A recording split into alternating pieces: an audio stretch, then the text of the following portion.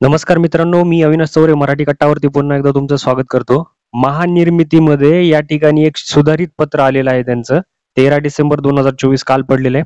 यामध्ये जाहिरात क्रमांक 4 2024 अन्वये प्रसिद्ध तंत्रज्ञ 3 पदाच्या शैक्षणिक अर्हतेत ITI व्यवसाय आणि प्रगत कुशल प्रशिक्षणार्थी यांच्या शैक्षणिक अर्हतेत ऑटोमोबाईल अभियांत्रिकी पदवी आणि पदविका यांचा समावेश करण्याबाबतचं हे जे आहे शुद्धीपत्रक आहे.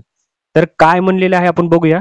तंत्रज्ञ 3 पदाचं ITI पास पात्रता असलेलं या ठिकाणी 800 जागांची भरती आहे महाजनको महानिर्मितीमध्ये. त्याचा व्हिडिओ मी ऑलरेडी टाकलेला आहे.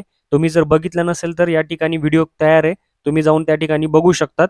जर तुम्ही चॅनलवरती नवीन असाल तर चॅनलला सबस्क्राईब करून घ्या. आपण त्याच संदर्भात आता हे नवीन शुद्धीपत्रक पाहणार आहोत. या ठिकाणी बघा, महानिर्मिती कंपनीकडून तंत्रज्ञ 3 यांची रिक्त पदे भरण्यासाठी सरळ सेवा भरती मार्ग जाहिरात क्रमांक 4 2024 26/11/2024 ला प्रसिद्ध करण्यात आली होती. सदरील जाहिरातीत सामान्य म्हणजे महानिर्मितीत कंपनी बाहेरील उमेदवारांसाठी 14 व्यवसायांपैकी एका व्यवसायातील शासनमान्य औद्योगिक प्रशिक्षण संस्थेचा म्हणजे ITI चा नियमित रेग्युलर कोर्स उत्तीर्ण राष्ट्रीय व्यवसाय प्रशिक्षण परिषद नवी दिल्ली या संबंधित व्यवसायासाठी दिलेल्या राष्ट्रीय व्यवसाय प्रशिक्षण प्रमाणपत्रासाठी धारण करणे आवश्यक असल्याचं नमूद करण्यात आलेलं आहे. या ठिकाणी बघा, जाहिरातमध्ये नमूद शैक्षणिक अर्हता ITI व्यवसाय पुढील व्यवसायांचा आता समावेश करण्यात आलाय.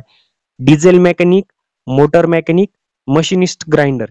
तर हे 3 जे ट्रेड आहेत त्याचा समावेश आता या ITI व्यवसायामध्ये करण्यात आलेला आहे. या ठिकाणी खालील तसेच महानिर्मिती कंपनी पात्र प्रकल्पग्रस्त उमेदवारांसाठी जाहिरातीत नमूद केलेल्या अभियांत्रिकी पदवी पदविका अभ्यासक्रमात ऑटोमोबाईल अभियांत्रिकी पदवी आणि पदविका या शैक्षणिक अर्हतेचा समावेश करण्यात येत आहे. म्हणजे ऑटोमोबाईल अभियांत्रिकीचा सुद्धा याच्यामध्ये समावेश करण्यात आहे.